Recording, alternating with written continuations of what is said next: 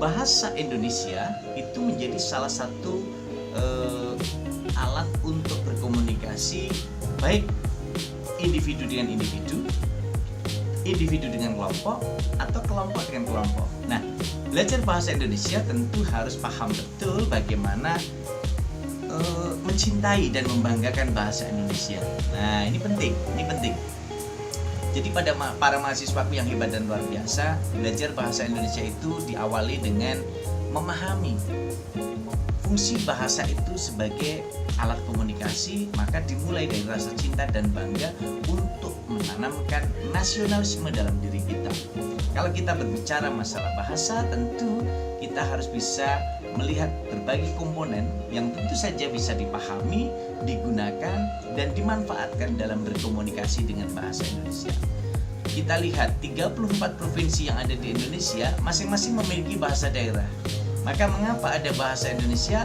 Bahasa Indonesia sebagai alat pemersatu bangsa, bahasa Indonesia sebagai bahasa negara, dan bahasa Indonesia sebagai bahasa nasional menjadi salah satu bagian upaya untuk mendukung cita-cita bangsa Indonesia untuk mewujudkan Bhinneka Tunggal Ika, berbeda-beda tetapi satu jua.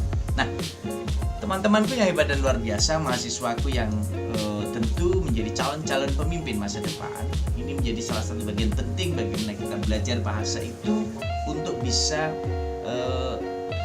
mengungkapkan, menyampaikan jati diri bangsa.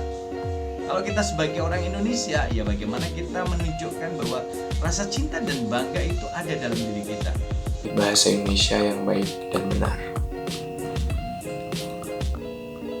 Adapun saya memilih topik ini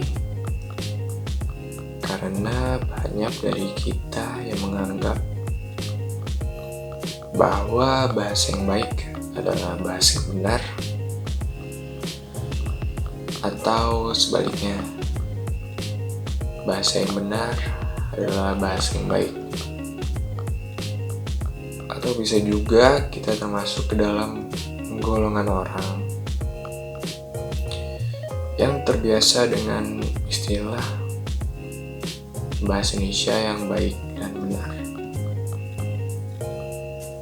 Namun sebenarnya kita tidak mengetahui konsep bahasa yang baik itu seperti apa, dan konsep bahasa Indonesia yang benar itu seperti apa. Dan bahasa Indonesia yang baik ini berbeda konsepnya dengan bahasa Indonesia yang benar, sehingga bahasa Indonesia yang baik itu belum tentu benar, dan juga sebaliknya. Definisi yang benar belum tentu bahasa Indonesia yang baik.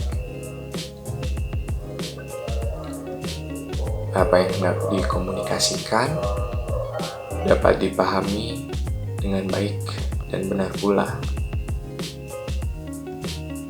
Jadi dibutuhkan kalian khusus untuk mengelaborasi konsep yang baik dan konsep yang benar, agar jalannya komunikasi dapat berjalan dengan lancar. Bahasa Indonesia yang baik adalah bahasa Indonesia yang mudah dimengerti, dan bahasa Indonesia yang benar adalah bahasa Indonesia yang mengikuti kaidah tata bahasanya. Dengan demikian, bahasa Indonesia yang baik dan benar adalah bahasa Indonesia yang mudah dimengerti dan sekaligus mengikuti kaidah kebahasaan yang berlaku. Dibutuhkan kalian khusus untuk meramu bahasa Indonesia yang baik dan benar. Yang dimaksudkan adalah keterampilan kita dalam melihat situasi yang sedang berlangsung pada saat bahasa diproduksi. Dengan demikian, kita kita dapat memilih ragam bahasa. Kita mengenal betul ragam bahasa berdasarkan media pengantar, dan ragam bahasa berdasarkan situasi pemakaian. Ragam berdasarkan media pengantar merupakan ragam bahasa yang dibagi atas ragam lisan dan ragam tulisan. Dan berdasarkan situasi pemakaian ragam bahasa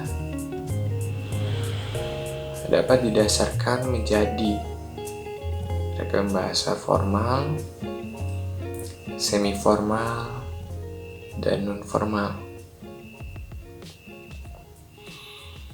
Sehingga kita akan mendapatkan kolaborasi ragam tulis formal, semi-formal, dan non-formal. Kemudian ada ragam lisan formal, ragam lisan semi-formal, dan ragam lisan non-formal. Nah, terkait penggunaannya bahasa Indonesia yang baik dan benar, pembahasan kita kali ini adalah pada ragam lisan yang disesuaikan dengan ragam berdasarkan situasi pemakaian, yakni ragam formal, semi-formal, dan non-formal. Berbahasa yang baik cenderung menggunakan kosakata yang tidak baku dan selalu menanggalkan imbuhan yang ada.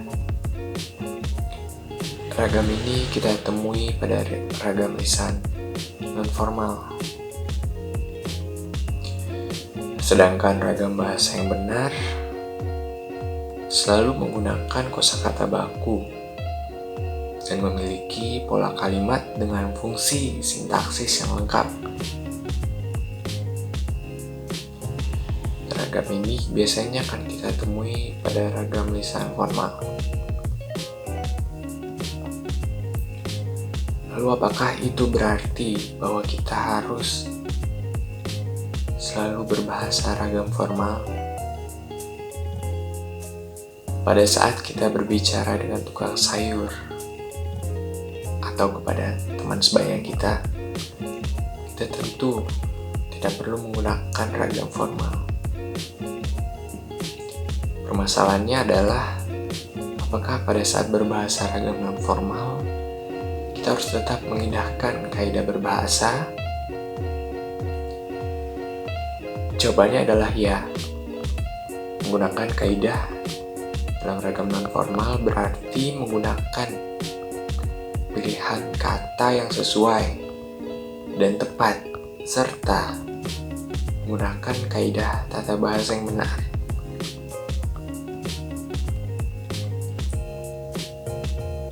Jadi, berbahasa Indonesia yang baik dan benar berarti menyampaikan pikiran dengan informasi yang lengkap secara teratur. Ragam bahasa yang digunakan dapat berupa ragam bahasa formal atau non-formal. Ini bergantung pada konteksnya. Kita sebagai warga negara Indonesia harus cinta kepada bahasa Indonesia.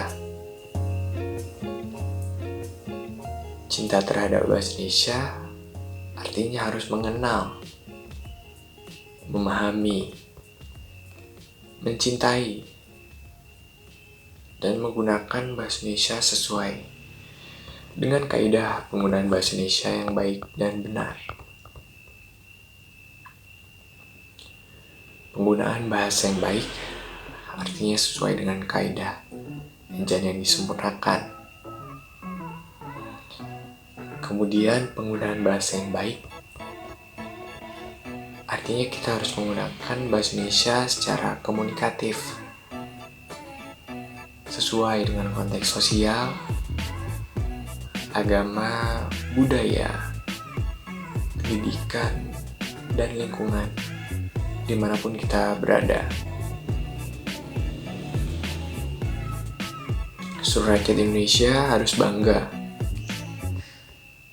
miliki bahasa persatuan,